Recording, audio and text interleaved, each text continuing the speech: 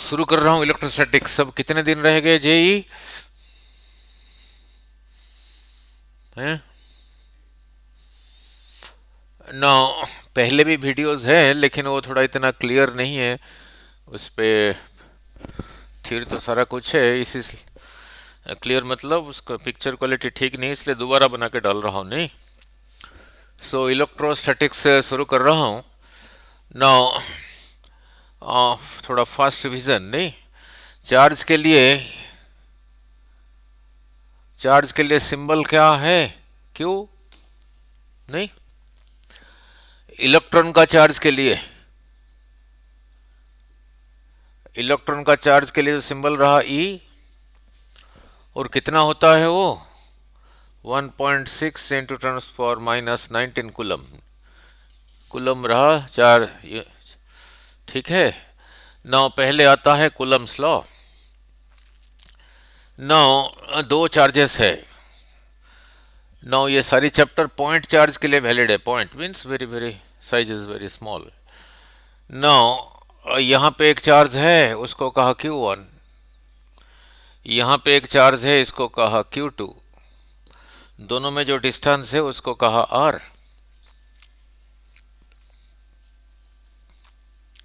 ठीक है ना? अगर दोनों पॉजिटिव है, ये भी पॉजिटिव ये भी पॉजिटिव, तो इसी को ये इधर को पुश कर रहा है और इसी को ये इधर को पुश कर रहा है। मीन्स दोनों में है फोर्स, दोनों अगर पॉजिटिव है। अगर दोनों नेगेटिव है तब भी एक दूसरे को दे आर पुशिंग अवे। अगर एक नेगेटिव है एक पॉजिटिव है, अगर एक नेगेटिव है और पॉजिटिव है, फिर एक देने को खींच रहे हैं, मीन्स दोनों में है फोर्स। वो फोर्स कितना है? That F is proportional to Q1 Q2, magnitude का प्रोडक्ट। और दोनों में जो फोर्स है, that force is proportional to 1 बाई डिस्टेंस का स्क्वायर।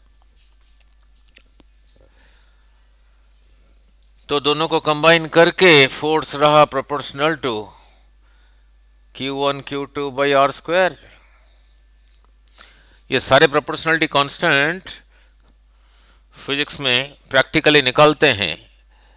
ये आ जाता है a physical to some constant 1/4 pi epsilon not Q1 Q2 by R square. 1 is 1, 4 is 4, pi is pi 22/7। Epsilon not क्या है उसको पढ़ते हैं permittivity of vacuum. Epsilon not को पढ़ते हैं परमिटिविटी ऑफ वैक्यूम। ठीक है, मीनिंग क्या है? वैक्यूम कितना अलाउ करता है दोनों को आपस में फोर्स लगाने के लिए, अगर दोनों चार्ज के बीच में वैक्यूम है।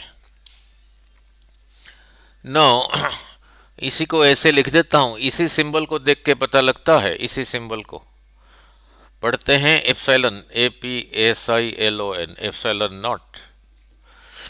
इसी को देख के पता लगता है कि दोनों चार्ज के बीच में ये जो मीडियम है वो वैक्यूम है। ना, अगर ये नहीं लिखा है, ये लिखा है, मीन्स दोनों चार्ज के बीच में वैक्यूम नहीं है, कोई और मीडियम है। तब फिर फोर्स क्या होगा दोनों में? 1/4 पाई उस मीडियम का permittivity Q1 Q2 by R square. इसी को सिंबलिकली ऐसे लिखा F0, फोर्स इन वैक्यूम। यही रहा फोर्स इन मीडियम। अब दोनों को डिवाइड करके क्या रहा? Force in vacuum by force in medium, दोनों चार्ज के बीच में होगा दिस डिवाइडेड बाय दिस, यानी होगा this divided by this. Q1 Q2 cancels, R square cancels, 1 cancels, 4 pi cancels. तो क्या रह गया? Epsilon by epsilon not, medium का परमिटिविटी बाई वैक्यूम का परमिटिविटी।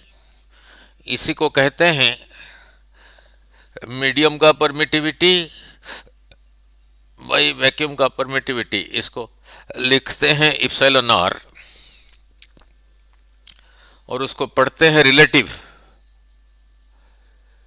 Relative permittivity. भी पढ़ते हैं, नहीं तो डाइलेक्ट्रिक कांस्टेंट भी कहते हैं। अगर रिलेटिव परमिटिविटी कहोगे उसके लिए सिंबल रहा ये, अगर डाइलेक्ट्रिक कांस्टेंट कहोगे इसके सिंबल रहा ये।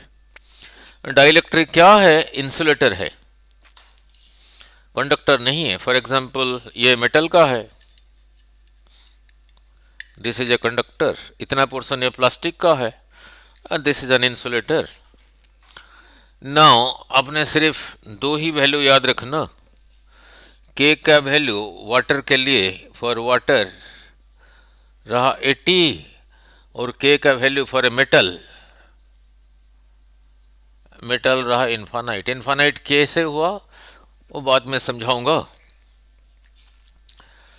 तो इससे सीखा क्या, न्यूमेरिकल यहीं पे करते हैं, तो दोनों चार्ज के बीच में फोर्स यही रहा, ठीक है, दोनों चार्ज के बीच में यही रहा फोर्स। अब इसी को देख के न्यूमेरिकल करते हैं ना, ग्राफ पहले करते हैं।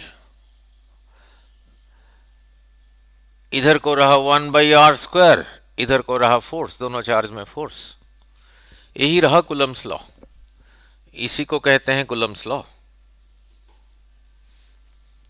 और इधर को रहा F, इधर को 1/r² ले रहा हूं एक्स एक्सिस पे। इधर जो वैल्यू लिखा होगा ये 1/r² का लिखा होगा, तो यहाँ पे इट इज 0, यहाँ पे कुछ होगा, यहाँ पे कुछ होगा, यहाँ पे कुछ होगा, यहाँ पे कुछ होगा 1 से। इधर भी F का वैल्यू लिखा है। यहाँ से क्या सीखा, कांस्टेंट कांस्टेंट कांस्टेंट, ये अगर दोनों वही है तो इससे सीखा force is proportional to 1/r²। 1/r² के साथ पूरा डायरेक्टली प्रोपोर्शनल है, force is proportional to 1/r²। ये ज़्यादा होगा तो ये ज़्यादा होगा, फिर ग्राफ रहा ये। नाउ इधर को 1/r² नहीं है, r² है, इधर को F है। इस जगह पे r² का वैल्यू कितना है? 0। यहां लिखा 0, ये न्यूमरेटर का कुछ वैल्यू है, समथिंग बाय 0 इज इनफाइनाइट।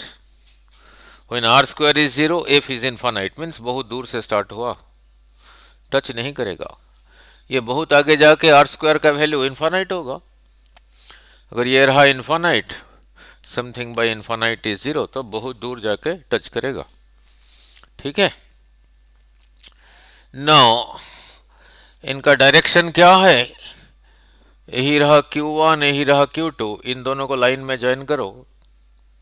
अगर दोनों पॉजिटिव है दोनों रिपेल, दोनों नेगेटिव है ऑल्सो रिपेल, एक positive negative they attract, means जो फोर्स होगा इसी लाइन पर ही होगा, इसी लाइन अलोंग दिस लाइन होगा। तो इसका फिर वेक्टर फॉर्म रहा, वेक्टर फॉर्म ऑफ कूलम्स रहा ये 1/4πε0 Q1 Q2/r³ into r vector. वो कैसे? नाउ यही रहा कोई वेक्टर A, मान लो 10 न्यूटन फोर्स इधर को है, इसको लिख सकते हो 1 न्यूटन इंटू 10। यही रहा, इसको 10 पार्ट करते हैं, 1 2 3 4 5 6 7 8 9 10, इतना रहा 1 न्यूटन। इसी को कहते हैं इसका यूनिट वेक्टर। इस वेक्टर का नाम मैं रखा हूं ए वेक्टर, तो यूनिट वेक्टर के लिए सिंबल रहा ये बताता है कि ये कितना है, मीन्स उसका मैग्नीट्यूड। मैं समझाना चाहता हूं ये कैसे हुआ। जैसे यहां पे लिखा तो ऐसे आर वेक्टर होगा, आर वेक्टर का unit vector multiplied by its magnitude. तो यहां जब ऐसे लिखोगे, यहां जब ऐसे लिखोगे 1/4πε0, वो कैसे Q2 नीचे r³ लिखा था, ये r वेक्टर की जगह फिर यही लिखोगे r क्या r तो एक आर कैंसिल होके वही रह गया, यही रहा R in the direction of R, चाहे इधर को चाहे इधर को। तो यही रहा Coulomb's law in vector form, नहीं? तो नाउ ये तो रहा स्कूल एग्जाम के लिए, नहीं? अपने इस बार ही देना है +2। अच्छा, नाउ और यहीं पे एक न्यूमेरिकल करते हैं, नाउ ओरली करते हैं न्यूमेरिकल। नाउ यही रहा चार्ज Q1, यही रहा Q2, दोनों में फोर्स अभी समझाया था, कितना था? By 4πε0 Q1 Q2 by r²। Force का यूनिट क्या है? न्यूटन। इतना फोर्स ये इसी के ऊपर लगा रहा है, इधर को लगा रहा है, इधर को लगा रहा है, वो दोनों के नेचर पे डिपेंड करेगा। अगर ये पॉजिटिव है, ये पॉजिटिव है, ये इसी के ऊपर इतना फोर्स इधर को लगा रहा है, रिपेल कर रहा है। अगर ये नेगेटिव है, इतना फोर्स ये इसके ऊपर इधर को खींचेगा, नहीं? इसकी नेचर पे डिपेंड किया। अब इसका नेचर देख लेते हैं। सपोज ये पॉजिटिव है, ये पॉजिटिव है, तो इसी के ऊपर ये इतना फोर्स लगा रहा है इधर को।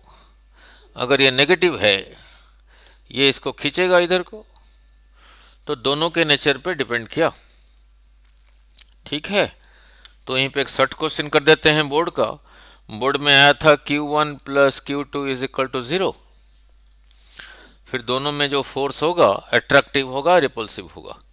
इसी को उधर ले जाता हूं, Q1 = -Q2,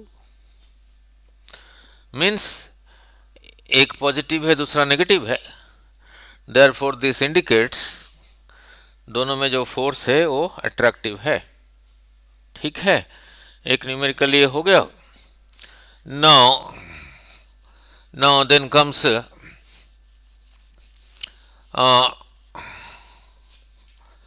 नाउ एक चार्ज को कैसे दो पार्ट करके एक गिवन डिस्टेंस पे रखोगे, दोनों में फोर्स मैक्सिमम होगा, दोनों में फोर्स मैक्सिमम होगा।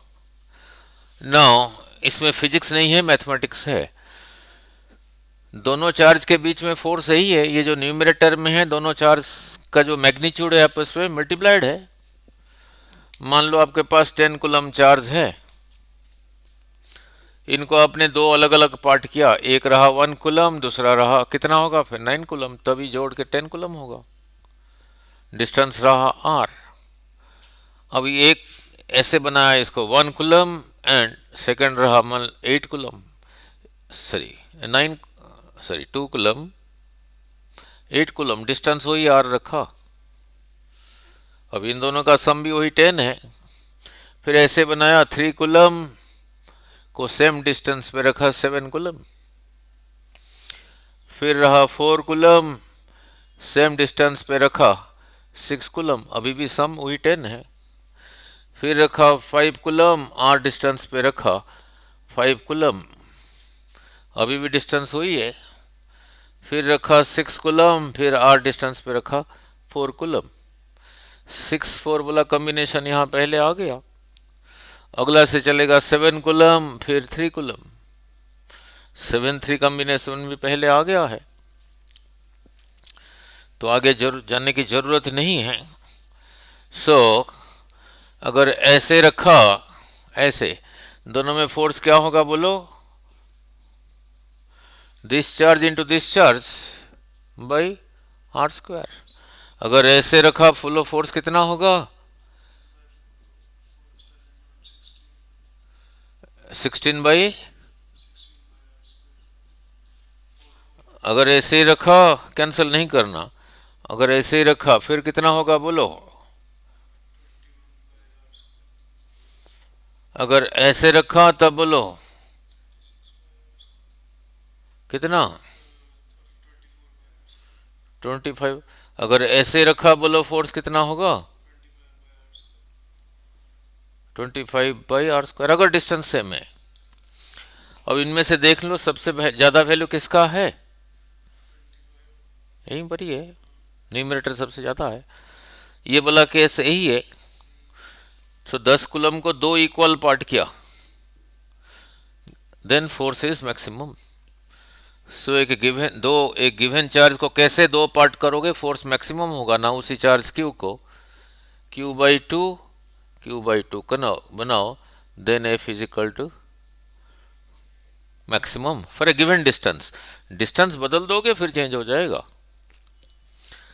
मतलब यहाँ तो मैक्सिमम है ही है, अगर इन दोनों को और नज़दीक ले आओगे, आर कम हो गया तो फिर उसकी वजह से होगा। नहीं, फॉर सेम डिस्टेंस के लिए फोर्स मैक्सिमम होगा अगर चार्ज को इक्वली डिवाइड किया, ये जितना ये उतना। नाउ इसी चीज़ को ऐसे नहीं पूछा, ऐसे पूछा कोई चार्ज था क्यू, इसमें से इतना निकाल के ले गया और कितना बचा, Q-Q। पूछा कि इन दोनों में फोर्स मैक्सिमम है तो फिर इन दोनों का रेशियो क्या है, ऐसे ही पूछा। अब ये भी समझाया था ये जितना ये उतना तभी होगा, तो ये जितना तो ये उतना, तो रेशियो रहा 1:1। नहीं, ठीक है, तो रेशियो रहा 1:1।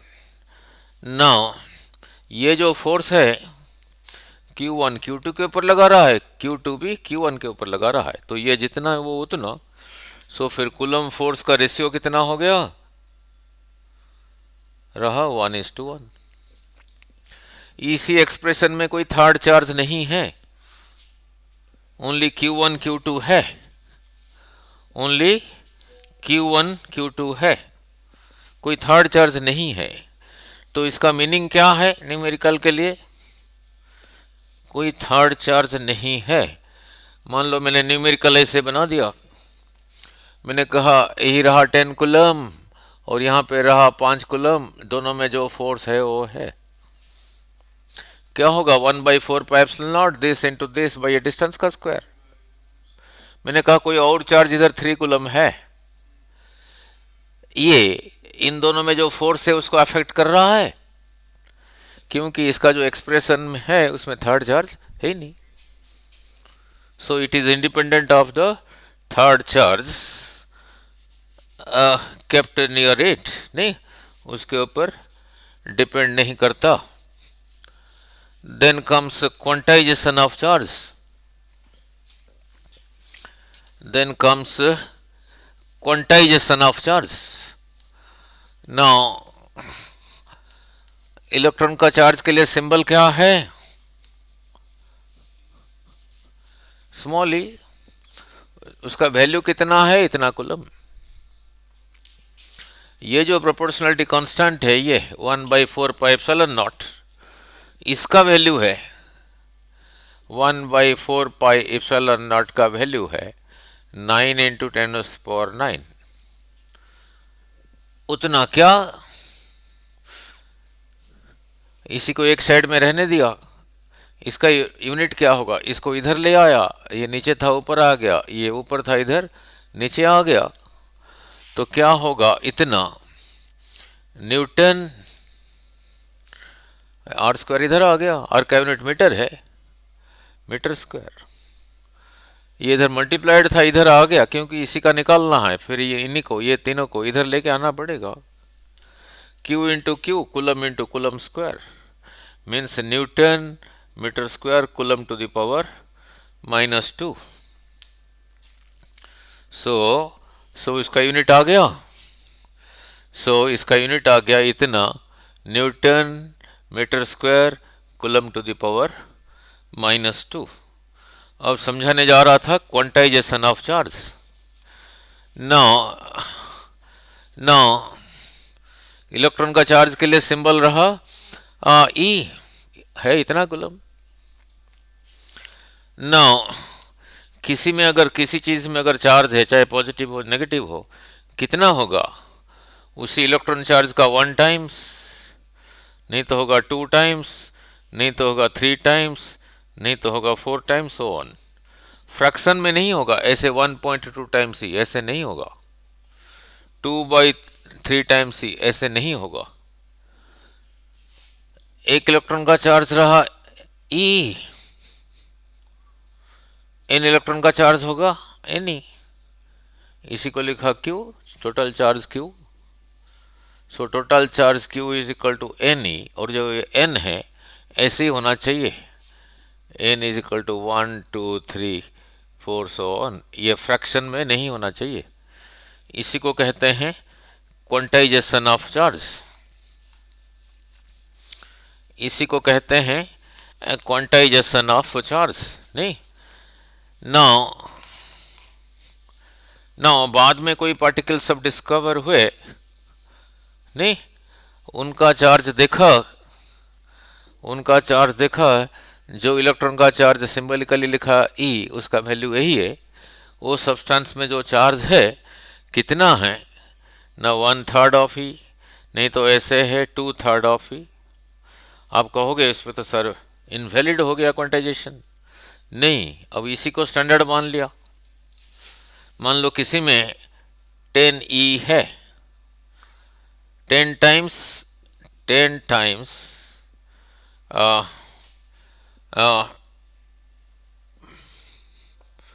किसी में चार्ज है 9, इसी को n मान लिया। किसी में चार्ज इसी को स्टैंडर्ड मान लिया। किसी में जो चार्ज है इसी का 1 टाइम्स है, नहीं तो इसका 2 टाइम्स है, नहीं तो इसका 3 टाइम्स है, सो ऑन। तो इसी को स्टैंडर्ड मान लिया। सो क्वांटाइजेशन इज स्टिल वैलिड। जब ये नहीं, दीज आर कॉल्ड क्वार्क्स, ठीक है। नाउ अब कहोगे सर ये तो फ्रैक्शन आ गया, अब इसी को स्टैंडर्ड मान लो। किसी में जो चार्ज है ये पूरे का 1 टाइम्स है, नहीं तो पूरे का 2 टाइम्स है, पूरे का 3 टाइम्स है, पूरे का 4 टाइम्स है। मीन्स हमें n ऐसा चाहिए, तभी जाके कहोगे क्वांटाइजेशन, ठीक है। हाँ जी, हाँ जी, हाँ हाँ, नहीं इसी को स्टैंडर्ड मान लिया ना। इसी में चार्ज 5 2 ई 5 10/3 ई है। आप कहोगे क्वांटाइजेशन वैलिड और नॉट? Yes valid. इसको ऐसे लिख दिया n टाइम्स 2/3 ऑफ ई, तो फिर n कितना है? n कितना है? यही रहा चार्ज। इसको यही बनाने के लिए n के आगे क्या लिखूं? 5 लिखूं। तो यहाँ 5 लिखेंगे तभी, सॉरी, हाँ यहाँ 5 लिखेंगे। 5 2 ज़ार 10, 10/3, तो n 5 हो गया ना, which is not a fraction. किसी में चार्ज है इसी का 7 टाइम्स है। आप कहोगे तो सर फ्रैक्शन आ गया, इनवैलिड हो गया क्वांटाइजेशन। n 7 हो गया, 7 टाइम्स मीन्स इसी को स्टैंडर्ड मान लिया, नहीं तो इसी को स्टैंडर्ड मान लिया। नहीं तो quantization is still valid. Now next good question board के लिए, एक कूलम में कितने इलेक्ट्रॉन्स होंगे? एक कूलम में कितने इलेक्ट्रॉन्स होंगे? सपोज क्वेश्चन रहा, now in 1 coulomb of charge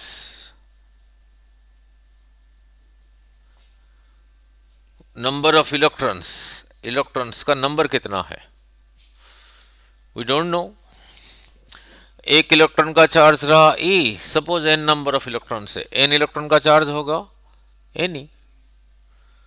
so n e रहा चार्ज, और चार्ज का यूनिट है कूलम,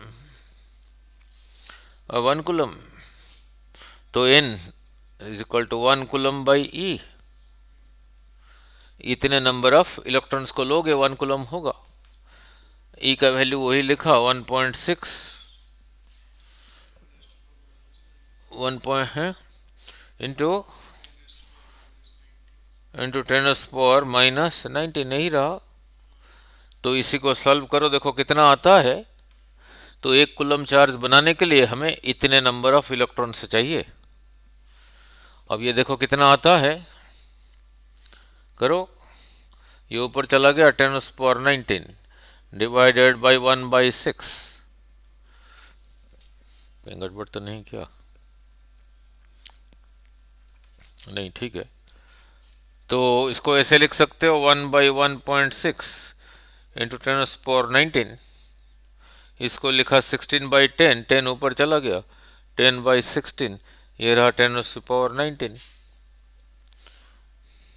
इसी को 10 से मल्टीप्लाई किया तो इसको 10 से डिवाइड किया तो रहा फिर 100/16। ये 10 ऊपर जाके 10⁻18 रहा, और 100 को 16 से डिवाइड करो।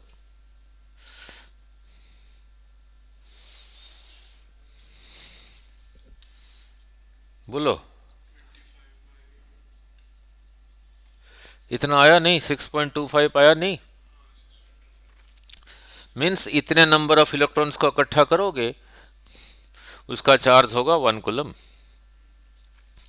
सो 1 कूलम चार्ज के लिए इतने इलेक्ट्रॉन 6.25 इंटू 10⁻18 नंबर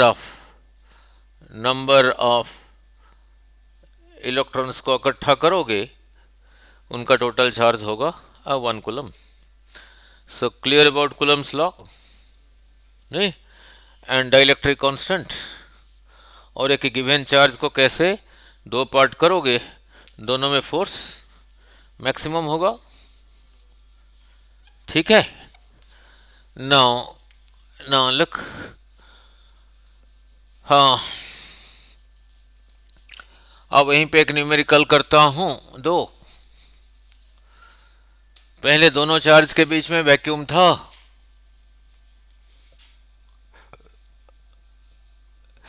दोनों चार्ज के बीच में here is a charge Q1, here is a charge Q2, कोई डिस्टेंस है, दोनों के बीच में वैक्यूम, और दोनों के बीच में जो फोर्स है वो मैंने कहा 40 न्यूटन है। अब इनके बीच में जो डाइलेक्ट्रिक रखा उसका डाइलेक्ट्रिक कांस्टेंट मैंने कहा 4। पहले फोर्स इतना था, अब कितना होगा ये डाइलेक्ट्रिक रखने के बाद। अब ये भी सीखा था force in vacuum by force in medium, तो उसका dielectric constant force in medium by force in vacuum by force in medium था डाइलेक्ट्रिक कांस्टेंट। क्रॉस मल्टीप्लाई करके फोर्स इन मीडियम होगा फोर्स इन वैक्यूम बाई के। Force in vacuum था 40 Newton, जो dielectric रखा उसका के रहा 4, तो रहा 10 न्यूटन। तो जो पहले था 40 न्यूटन, ये कम हो गया। तो इससे क्या सीखा? क्या? नाउ डाइलेक्ट्रिक कांस्टेंट का वैल्यू जितना ज़्यादा होगा, क्योंकि के डिनोमिनेटर में है ना, ये ज़्यादा होगा तो फ्रैक्शन का वैल्यू कम होगा। फ्रैक्शन का वैल्यू फोर्स को बताता है। सो इफ के increases the force between the charges decreases. अब दोनों चार्ज के बीच में वैक्यूम नहीं है, कोई मेटल रख दिया, इनके बीच में कोई मेटल रखा। मेटल के लिए के कितना था? इनफाइनाइट। पहले जो फोर्स था 40 न्यूटन, अब के की जगह लिखा है इनफाइनाइट, यहां लिखा है infinite. Now 40 by infinite is 0। तो किसी दो चार्ज के बीच में डाइलेक्ट्रिक रखोगे then force decreases. Clear? Then force decreases. नहीं? नाउ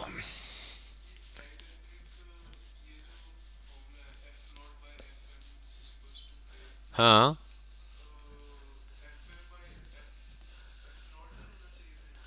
नहीं, इसी करके तो इम्पोर्टेंट है। Force in vacuum by force in medium, ये देखो ना, फोर्स इन वैक्यूम में ही है, फोर्स इन मीडियम में ही है, इसको इसके साथ डिवाइड करो। Force in vacuum by force in medium, वो इप्सिलॉन ऊपर गया, ये नीचे रहा ना, क्योंकि पहले जो इप्सिलॉन है वो फ्रैक्शन के डिनोमिनेटर में है, तो उस करके ऊपर चला गया। So clear about this? Then comes electric field. Then comes electric field. Symbol रहा e, it is a vector quantity, समझा देता हूं, और उसको दिखाएंगे रिप्रेजेंट कैसे करेंगे वो भी समझाऊंगा। नाउ लुक, इससे पहले दो चार्ज के बीच में फोर्स कितना था, 1/4πε0 Q1 Q2/r²। इतना फोर्स Q1 के ऊपर भी लग रहा है, Q2 के ऊपर लग रहा है, इसलिए इनका रेशियो था ये जितना ये उतना 1:1। Q1 के ऊपर इतना फोर्स Q2 लगा रहा है, Q2 का जो इलेक्ट्रिक फील्ड है वो लगा रहा है। यूनिट चार्ज के ऊपर यहाँ से यहाँ कैसे आया, Q1 को Q1 से डिवाइड करके, तो इधर भी Q1 से डिवाइड करो तो क्या रहेगा, Q2/r²। इसी को कहते हैं इलेक्ट्रिक फील्ड। आप कहोगे सर आपने Q1 क्यों लिया, Q2 क्यों नहीं लिया? Q2 के ऊपर इतना फोर्स लग रहा है, कौन लगा रहा है ना, Q1 का जो इलेक्ट्रिक फील्ड है। यूनिट चार्ज के ऊपर कितना होगा, जैसे यहां से यहां, यहां से यहां आने के लिए इसी को Q2 से डिवाइड करना पड़ा, तो इसी को फिर Q2 से डिवाइड करो तो क्या रह गया, 1/4πε0 Q1/r²। तो इसको भी कहना पड़ेगा इलेक्ट्रिक फील्ड। तो फिर ये और इसमें फर्क क्या है, यही रहा electric field due to this charge, यही रहा electric field due to this charge. तो किसी सिंगल चार्ज के लिए इलेक्ट्रिक फील्ड क्या रहा ना, 1/4πε0 दैट चार्ज बाय डिस्टेंस का स्क्वायर। तो इसको कहोगे electric field due to charge Q2, वहां से r डिस्टेंस पे। इसी को कहोगे electric field due to charge Q1, Q1 से r डिस्टेंस पे।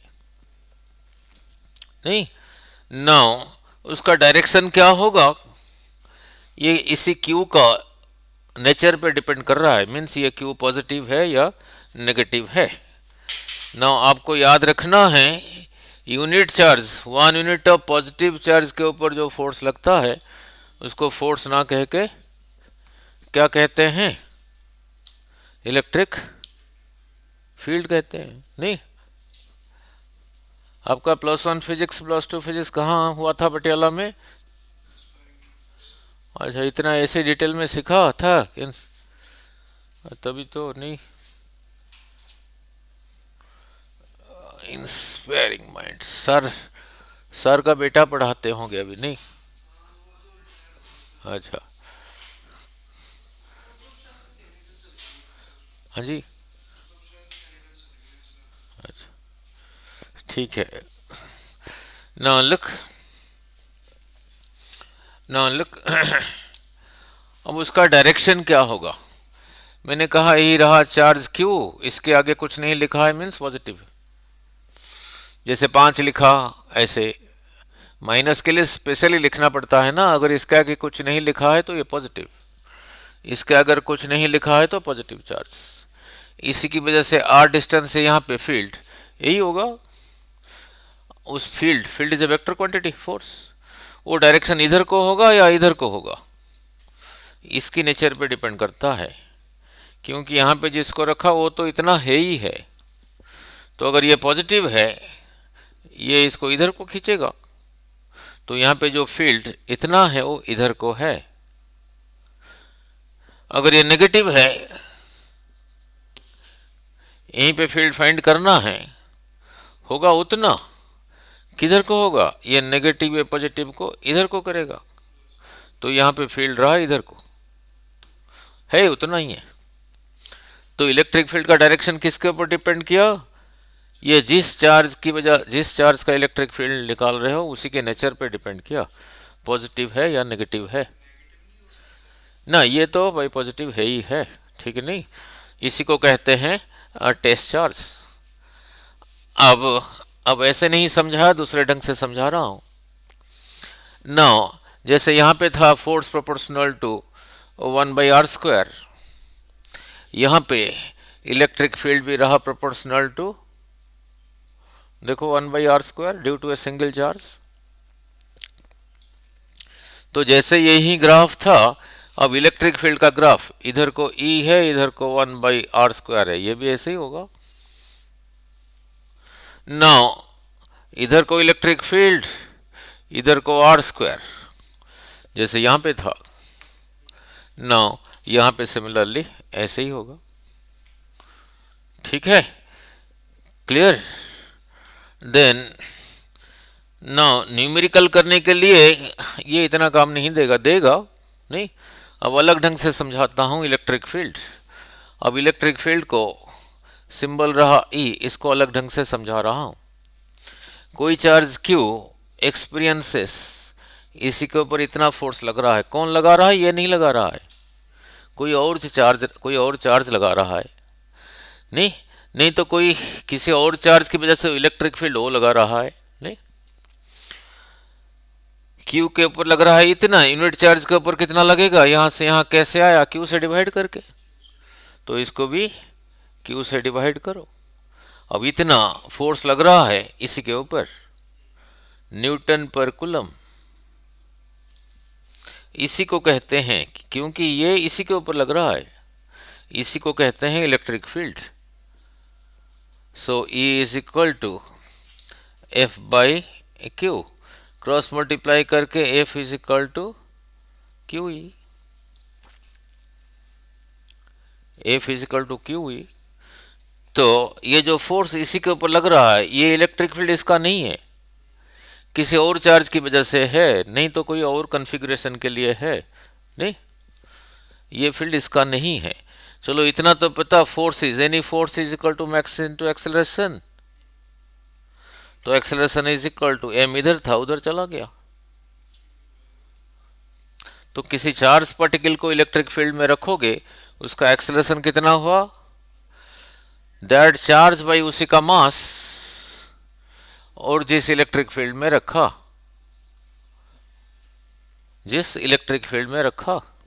ठीक है ना। And you know the meaning of acceleration, means कहीं पे लिखा है एक्सेलरेशन इज इक्वल टू, कहीं पे लिखा है acceleration is equal to 5 metre per second square. इसका मीनिंग क्या है? हर एक सेकंड में वेलोसिटी करके इंक्रीज करेगा। यहां पे एक्सेलरेशन यही रहा, तो फिर यहां पे सिमिलरली इसका मीनिंग बोलो, हर एक सेकंड के बाद इतना इंक्रीज होगा, हर एक सेकंड के बाद इतना इंक्रीज होगा। अगर चार्ज पार्टिकल पहले रेस्ट पे था, एक सेकंड के बाद उसका वेलोसिटी कितना हो जाएगा? 0 से इतना इंक्रीज हुआ, यही रहा, इंटू E। 2 सेकंड के बाद वेलोसिटी कितना होगा उसका? फिर उतना, यानी डबल। 3 सेकंड के बाद कितना होगा वेलोसिटी, अगर स्टार्ट रेस से? m into E। तो वेलोसिटी आपको ओरली निकालना आ गया। जो वेलोसिटी निकालना आ गया, काइनेटिक एनर्जी होता है हाफ mv², वो भी बता दोगे, हाफ mv²। भी ये भी कर सकते हो, ये भी कर सकते हो, ये भी कर सकते हो, देखना पड़ेगा कितने सेकंड के बाद वो उसने पूछा है, तो फिर उसी v का स्क्वायर। मोमेंटम के लिए सिंबल क्या था? p था, मास इंटू वेलोसिटी। मास दिया हुआ है चार्ज पार्टिकल का, पूछा 1 सेकंड के बाद मोमेंटम क्या होगा, तो कौन सा भी लगाओगे? ये वाला। 2 सेकंड के बाद मोमेंटम क्या होगा, फिर लगाओगे ये वाला भी। 3 सेकंड के बाद फिर लगाओगे ये वाला भी।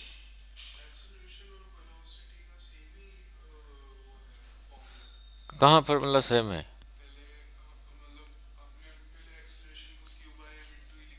हाँ, क्योंकि एक सेकंड के बाद वही एक टाइम को अगर 1 लोगे, v is equal to U plus A T starting from rest, तो v का मैग्नीट्यूड जितना, एक्सेलरेशन का मैग्नीट्यूड हो गया उतना, फिगर नहीं? ठीक है। फिर इलेक्ट्रिक फील्ड को दिखाते कैसे हैं? नहीं, हाउ टू रिप्रेजेंट इट। और पहले सब ये सब किया नहीं डिटेल में, पता नहीं, पहले तो ऐसे लिखते होंगे अकॉर्डिंग टू कूलम्स लॉ, ऐसे ही करके, नहीं वो तो स्कूल में होता है ऐसे काम। नाउ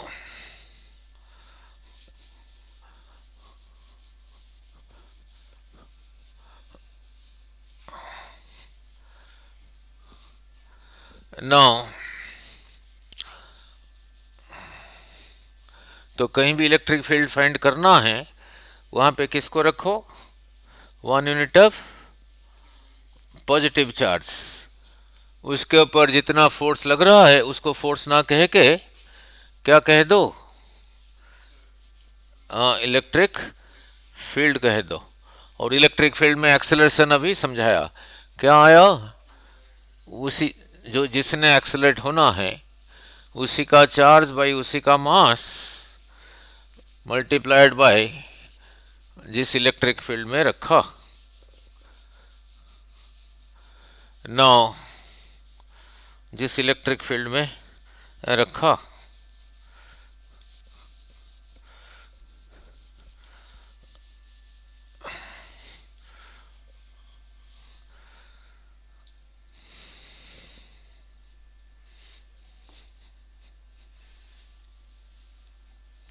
कहां पर था आपका इंस्टीट्यूट,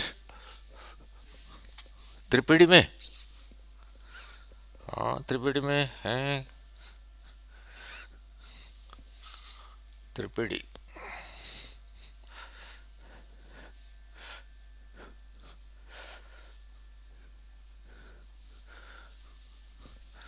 ना यहाँ तक हो गया। अब तो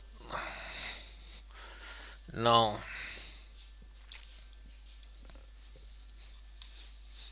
ना इलेक्ट्रिक फील्ड को दिखाते कैसे हैं, दिखाने से पहले फिर लाइंस ऑफ फोर्स समझाना पड़ेगा, नहीं, lines of force, electric lines of force, lines of force, line of force is not a line, नहीं वो टीचर बोल देते हैं। नो नो लुक, नो यहीं पे एक पॉजिटिव चार्ज है, नहीं, पॉजिटिव चार्ज कैसे हुआ, पहले तो न्यूट्रल था, पॉजिटिवली चार्ज कैसे होगा,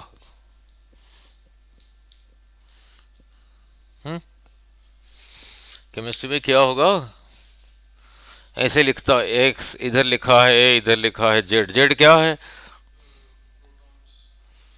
क्या, प्रोटॉन्स, प्रोटॉन का रंग, नहीं, एटॉमिक नंबर का मतलब क्या है, इलेक्ट्रॉन्स भी हैं, कहाँ कर रहा है केमिस्ट्री, उसके अंदर प्रोटॉन्स न्यूक्लियस के अंदर होता है, बाहर, न्यूक्लियस के बाहर होता है प्रोटॉन, है, मान लो न्यूक्लियस के अंदर 10 प्रोटॉन है, तो ये जेड की जगह लिखा होगा 10, मान लो 15 प्रोटॉन है तो ये यहाँ लिखा होगा 15, उसके न्यूक्लियस के अंदर जितने नंबर ऑफ प्रोटॉन्स हैं। अच्छा, ए क्या है, मास, मास या मास नंबर, मान लो कहीं पे ऐसे लिखा है, इधर लिखा है 92, इधर लिखा है 235 और 238, मीन्स उसका मास 235 ग्राम है, वो इतना कहाँ होगा, 200,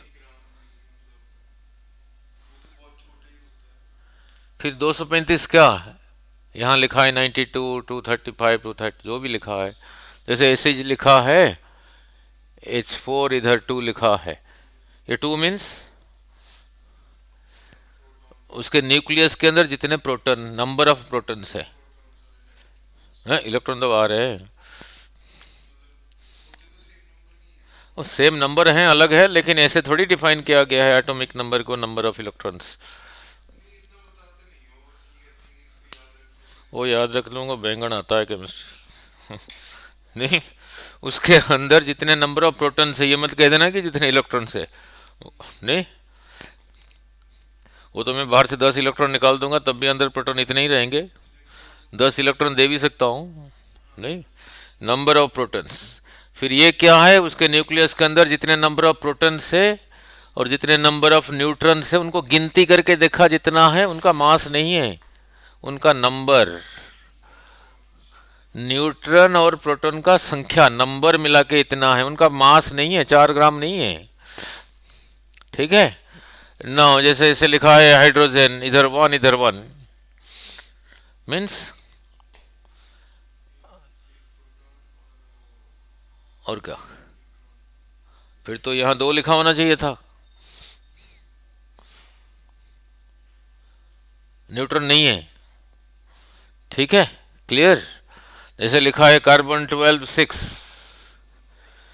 इसके न्यूक्लियस के एक लिया एटम, उसका न्यूक्लियस को खोल के देखा, उसके अंदर 6 प्रोटॉन बैठे हैं। फिर गिनती करके देखा 12 माइनस 6 6, 6 न्यूट्रॉन है। कहीं पे लिखा है 13, इधर लिखा है 6,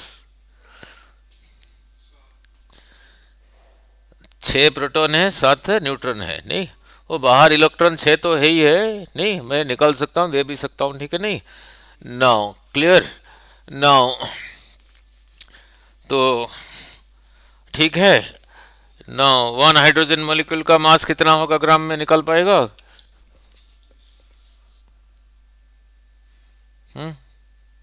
कैसे निकालना?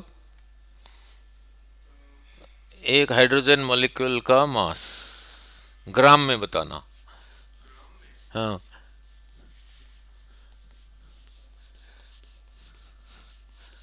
कुछ सुना होगा पहले, अवोगाड्रोस नंबर फंबर ऐसे कुछ सुना होगा, क्या है उसका मीनिंग?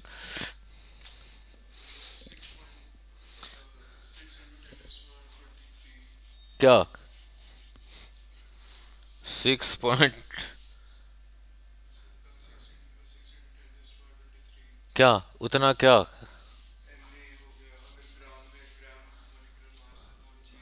नहीं उतना क्या, बाजार में गया, कहा कि आधा किलो आलू देना, नहीं तोल दिया आधा किलो, गिनती करके देखा 10 पोटैटो बन रहा है। नहीं नहीं, ठीक है। अ, ऐसा तो नहीं कहेगा 10 लीटर आलू देना, नहीं दूध लेने के गया 10 लीटर देना, नहीं। तो बाजार में गया, कहा कि 1 डजन केला देना, बनाना, कितना देगा? 12, 12 केले गिनती करके देगा, नहीं बड़ा छोटे का तो मैं नहीं, वो तो नंबर। उसको कहा 200 केले देना, फिर 200 गिनती करके देगा। उसको कहना फिर 1 मोल ऑफ बनाना देना, फिर क्या करेगा वो? उसको अगर पूछा, त्रिपुटी में सब्जी मंडी है उधर, तो अगर पूछा उसको देना आज 1 मोल ऑफ बनाना, फिर क्या करेगा? उसको क्या करना पड़ेगा? फिर गिनती करके देगा, कितना गिनती करेगा। उसने गिनती किया, देखा उसके पास 10,000 बनानाज है, नहीं आपने मांगा था कि 1 मोल ऑफ बनाना देना, और कितना उसको अरेंज करना पड़ेगा 1 मोल ऑफ बनाना आपको देने के लिए?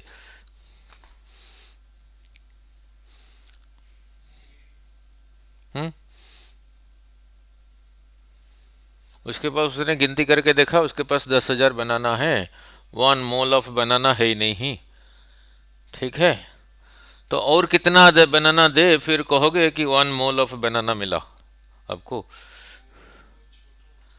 मोल बहुत छोटा नहीं होता, वो बॉडी पे जो मोल है स्किन के ऊपर, वो मोल नहीं है। तेल जिसको कहते हैं वो थोड़ी है, वो बोला मोल तो नहीं समझ लिया। हाँ हाँ, और मैंने कहा उसके पास 10,000 बनाना है, आपने उसको मांगा था 1 मोल ऑफ बनाना देना, उसने 10,000 गिनती कर दिया, दूसरे मंडी में गया, दिल्ली के मंडी में लेने, कहता मैं लेके आ रहा हूँ, फिर को दे रहा हूँ, और कितना ला के दे, आपके पास 1 मोल ऑफ बनाना हो जाएगा। दिल्ली की सब्जी मंडी में मिलेगा उतना। सो कितना था एवोगाड्रोस नंबर? 6.02 इंटू इतना, क्या ये बड़ा नंबर है छोटा नंबर है? हाँ, इतने बनाने गिनती करके देने पड़ेंगे। इतने बनाना गिनती करके देना पड़ेगा आपको, फिर कहोगे कि 1 मोल ऑफ बनाना आया। तो इतना दिल्ली की सब्जी मंडी में मिलेगा, इतना पटियाला में, सारी पटियाला में, पंजाब में, ठीक है नहीं। अब मोल समझ आ गया। चलो उधर नहीं जाता हूँ, वो तो केमिस्ट्री है नहीं। कहाँ कर रहे थे केमिस्ट्री? पीडब्ल्यू। अच्छा, उसने ऐसे ही समझाया था, मोल कैसे समझाया था? अच्छा चलो ठीक।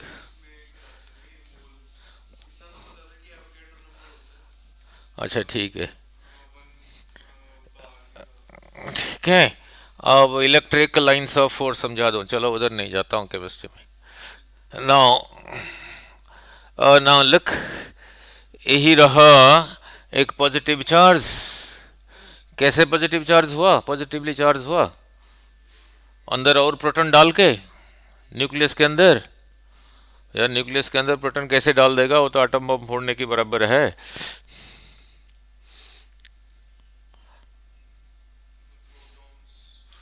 वो तो न्यूक्लियस के अंदर उसको तो जितना है वो है। मान लो 10 प्रोटॉन है तो 10 यूनिट्स ऑफ पॉजिटिव चार्ज है। बाहर 10, 1 2 1 2 3 4 5 6 7 8 9 10 ही है। ये 10 नेगेटिव चार्ज और 10 पॉजिटिव चार्ज, इसी करके रहा न्यूट्रल। एक इलेक्ट्रॉन निकाल दिया। अब 9 नेगेटिव चार्ज तब हुआ तो इलेक्ट्रॉन निकाल के हुआ पॉजिटिवली चार्ज, दे के होगा नेगेटिवली चार्ज, ठीक है नहीं। तो इसे क्लियर हुआ क्या, कब पॉजिटिवली चार्ज होगा, कब नेगेटिवली चार्ज होगा? क्लियर। नाउ नाउ यहीं पे इसी को रखा 1 यूनिट ऑफ पॉजिटिव चार्ज। इसी के ऊपर ये धक्का इधर को लगाएगा नहीं, ये इसी रास्ते में जाएगा। अगर यहीं पे रखा हो, यहाँ नहीं रखा हो, यहाँ रखा हो, इसी रास्ते में जाएगा। यहाँ नहीं रखा हो, यहाँ रखा हो, इसी रास्ते में जाएगा। यहाँ रखा हो, इसी रास्ते में जाएगा। यहाँ रखा, इसी रास्ते में जाएगा। यहाँ रखा, इसी रास्ते में जाएगा। अरे रट्टे मरे हुए हैं सब नहीं, ये पॉजिटिव रिपल ही करेगा।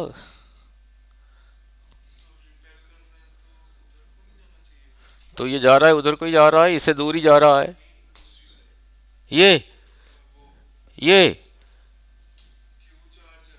इसको फिक्स करके रखा हूं, पकड़ के रखा हूं, ये प्लस क्यू को इसको पकड़ के रखा हूं। और यहां रखोगे इधर को जाएगा, पीछे को पीछे को। यही रहा lines of force due to a positive charge. Lines of force means इस रास्ते में ये टेस्ट चार्ज मूव कर रहा है। अगर ये नेगेटिव है, कैसे नेगेटिव हुआ? इलेक्ट्रॉन दे के नहीं, प्रोटॉन तो जितना है ही है, इलेक्ट्रॉन और भर दिया। इसी को यहीं पे रखा, इधर ही आएगा। यहाँ पे रखा, इधर ही आएगा। यहाँ पे रखा, इधर ही आएगा। यहाँ पे रखा, इधर आएगा। यहाँ पे रखा, इधर आएगा। यहाँ पे रखा, इधर आएगा। यहाँ पे रखा, इधर ही आएगा। यहाँ पे रखा, इधर ही आएगा। सो आगे भी रख सकते हो, पीछे भी रख सकते हो, साइड में भी रख सकते हो। So for a negative charge lines of force रहा टुवर्ड्स द नेगेटिव, और ये लाइन्स ऑफ फोर्स रहा अवे फ्रॉम, नहीं, रेडियली अलॉन्ग द रेडियस, ठीक है। ऐसे डाइपोल के लिए क्या होगा देखेंगे नहीं, लाइन्स ऑफ फोर्स का शेप कैसे नहीं। नाउ देन कम्स, तो ये तो रहा लाइन्स ऑफ फोर्स। अब इलेक्ट्रिक फील्ड को लाइन्स ऑफ फोर्स में रिप्रेजेंट करते हैं नहीं। नाउ इलेक्ट्रिक फील्ड को नाउ यही रहा लाइन्स ऑफ फोर्स। तो ये इधर से निकल रहा है, तो इधर जो चार्ज होगा पॉजिटिव चार्ज होगा। यही रहा इलेक्ट्रिक फील्ड। यूनिफॉर्म है नॉन यूनिफॉर्म? क्योंकि डायरेक्शन सेम है, ये लाइन के बीच में स्पेसिंग सेम है। इलेक्ट्रिक फील्ड, अब ये फील्ड को देखो, ये यूनिफॉर्म है नॉन यूनिफॉर्म है?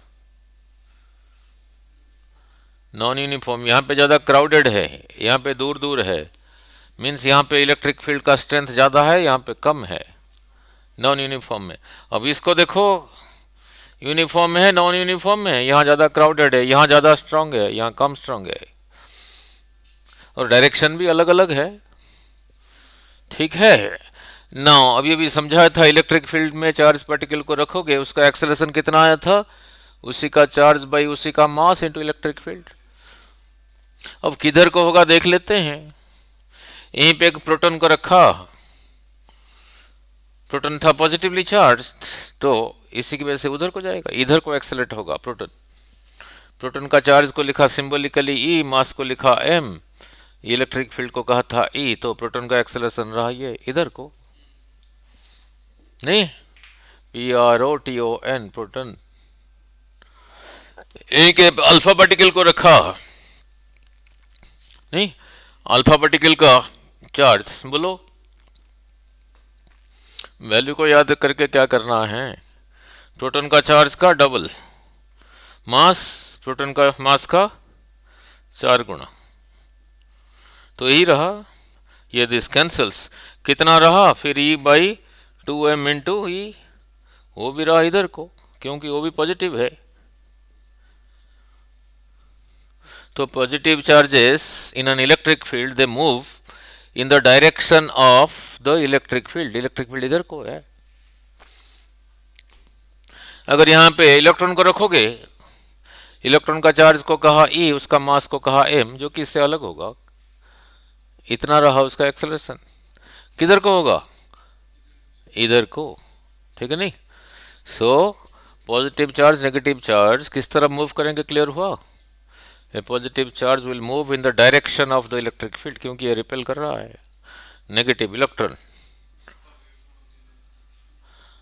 Away from the electric field, नहीं। तो आज का वीडियो में इतना ही रखते हैं, नहीं, ठीक है। बाकी करंट इलेक्ट्रिसिटी 2 वीडियो में हुआ है, पूरा फुल हुआ है विथ न्यूमेरिकल्स, ठीक है। बाकी ये लगेगा 2 घंटे, फिर ख़त्म कर देंगे। फिर निकाल के आना, नहीं, एक हाइड्रोजन मॉलिक्यूल का मास कितना है, नहीं, ग्राम में बताना, हाँ, ग्राम किलोग्राम में बता देना, नहीं।